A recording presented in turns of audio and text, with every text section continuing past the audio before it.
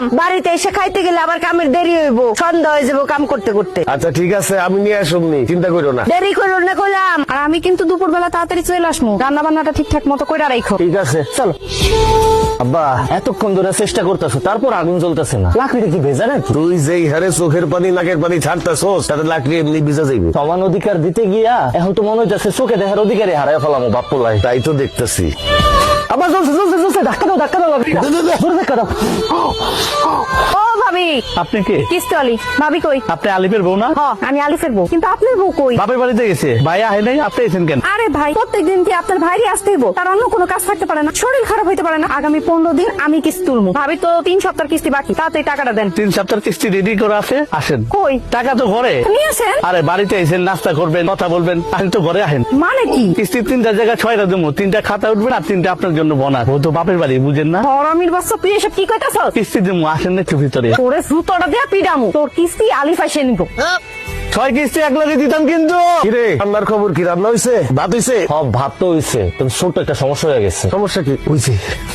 করছোস নাকি? তুই তো সব ভাত ফেলাই দিছস। এখন আমি তোর মাল লেগে কেমনে ভাত নিয়ে যাবো? তাহলে তো দুপুরের মধ্যে খাবার নিয়ে যেতে কইছে। এ আব্বা, আমি তোমার একমাত্র পোলা, ভাতের মার গালতে গিয়ে আমার হাতটা পুড়ে গেছে, সেটা নিয়ে তোমার কোনো চিন্তা নাই। তুমি আসো, মার লেগে কেমনে ভাত লয়ে যাবে সেই চিন্তা লইয়া। তোর মার ভাত যদি আমি সময় মতো না নিয়ে যাই, তুই জানোস আমার খবর করে দিব। বউয়ের শাসন কি জিনিস, বউয়ের যন্ত্রণা কি জিনিস, তুই কি বুঝবি? এমন কইরা কইতাছো মনে হইতাছে তোমার একারই বউ আছে, আমার বউ নাই। আমি তারে কেমনে খাবার দিব সেটা কও, এটা বুদ্ধি দাও। এক কাম কর, উঠা মাটির থেকে সব ভাত উঠে ধুয়ে ফেলা। এই ভাতে ওকে খাওয়াবো, আমরা পরে রান্না করে খাবো। ঠিক আছে। তরকারির অবস্থা কি তোর? দেই তরকারি রান্না শেষের পথে, লবণটা দেখো তো। দেই লবণ হয়েছে।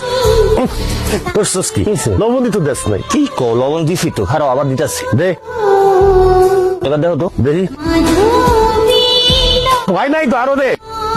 এবার দেখো, হুসকেন সব হারাইয়া ফেলাইছো। তুমি তো একই চামচের থেকে বারবার লবণ সাইকা দেখতেছো, লবণটা হইবটা কেমনে? এখান থেকে দেখো, পাতিল থেকে দেখো, দেখো ঠিক আছে। ইয়াল্লাহ, এত লবণ দেয় মানুষ? তুমি নিজেই তো আমার লবণ দিতে কইলা, তাহলে এখন কি করুম? পানি দে, বাইন্ডাল। কি করলি তুই? তুই কি এই তরকারির মধ্যে গোসল করবি? এত পানি দেয় কেউ? কি কো আব্বা, তুমিই তো আমার পানি ঢালতে কইলা। তোর মার সামনে তো আমি মুখ দেখাইতে পারুম না, লজ্জায়। খালি মার কথা লয়ে আইছো, আমি আমার বউয়ের সামনে কেমনে মুখ দেখাম? মারে আমি বুঝাই রাখবো, তুমি চিন্তা করো না। কি আর করবি? এগুলাই দিয়া দে, এগুলা লয়ে যাই। আল্লাহ জানে আজকে কি কবলে আছে। এটাই লয়ে যাও, যা আছে কপালে। হে বলা বেগম, আসো খাইয়া দাও, আসো আসো। এ বিকাল বাজে 4টা, তুমি এত করে খাও না? একটু দেরি হয়ে গেল, কি করুম কও? খাও। কামাক গেছেন আমার? মোরে কামাক গায় নাই, একটু ঠিক মতো কাম করতে হইব। আমার কাম আমি বুঝুম। আর দুইয়া তুমি আমার সাথে খায় না? কে খাইতে হইব? তুমি প্লেটে খাও আর আমি বাটিতে খাইতেছি। প্রথম রান্না করছি তো, এর লিগে একটু বড় সুস্বাদু হয়েছে, দারুণ খাবার হয়েছে। তুমি আমার স্বামী খাও। এ খাও কইলাম, মুখে দাও। আমি বৈশা দেখি। হ্যাঁ, সুন্দর করে আমার স্বামী ভাত খাও। পেট ভরা।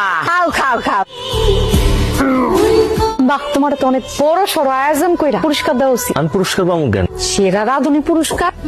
তোমার হাতের রান্না এত চমৎকার হয়েছে, মনে হয়েছে ঢাকা সোনারগাঁর হোটেলের খাবার খাইছি। রান্নাটা খারাপ হয়েছে দেখে আমার এমনি করে খোসা না দিলেও পারতাম। মনে হইতাছে তুমি একেবারে কাজ কাম করে আজকে উদ্ধার করে ফেলাইছো। তুমি যে কিস্তি উড়াইতে গেছো, কয়জনের কিস্তি উড়াইছো? মাত্র 3 জনের কিস্তি লিয়ে বাড়িতে আইছো।